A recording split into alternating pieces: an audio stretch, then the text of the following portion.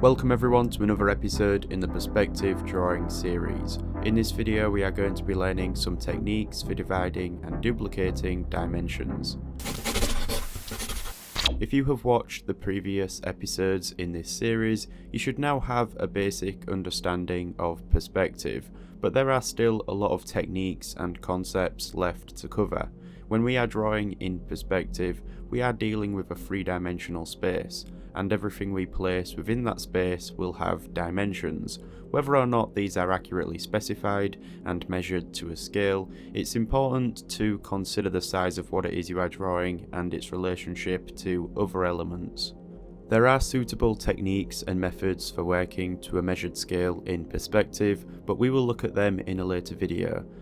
Most of the time when you are drawing, you are judging the dimensions of everything in comparison to each other. If I draw a house for instance, and then place a car next to it, I know that the car will have to be drawn smaller than the house because, well, you found me a car that's bigger than a house. If I was to draw another house further in the distance, I know that this would reduce in scale and appear a lot smaller. We will be taking a more in-depth look at how to accurately scale objects in perspective in a later video, but this was an example of how we should consider the dimensions of everything in our drawing if we want them to appear convincing. So what we are going to do now is we are going to run through some various techniques that will assist you in being able to accurately divide and duplicate dimensions. To make this easier to follow, I will show you these techniques through orthographic examples first, and then next to it I will repeat them in perspective. So let's start by looking at division. Let's draw a simple rectangle and then draw one in perspective. If you want to find the center point, you can draw some diagonals by connecting the opposite corners. To divide the rectangle in half, draw a vertical line through the intersection point of the two diagonals. The same could be done horizontally. In perspective, this line would also appear to be converging to the vanishing point.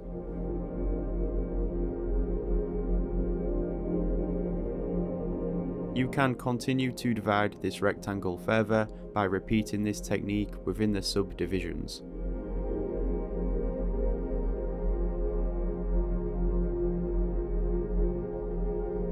So that is a simple way of dividing. Now let's take a look at duplicating.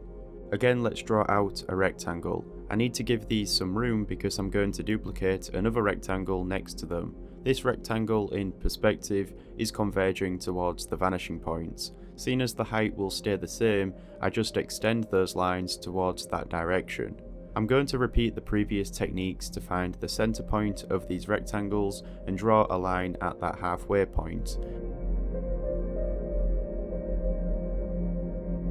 Now to duplicate the dimension, I simply draw a line from the far corner of the rectangle through the halfway point until it meets the extended line.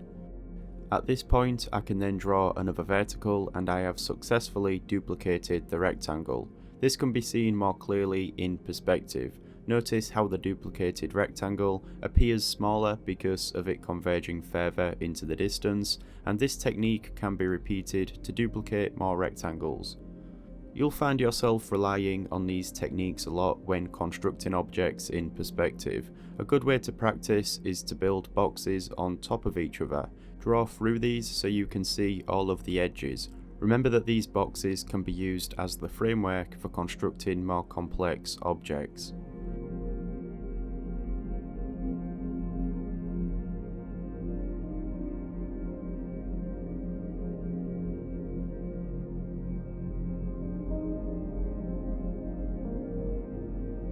So now jumping back to dividing, let's take a look at how to divide into odd numbers. For this example, I will place the horizon line across the center and draw in the rectangle.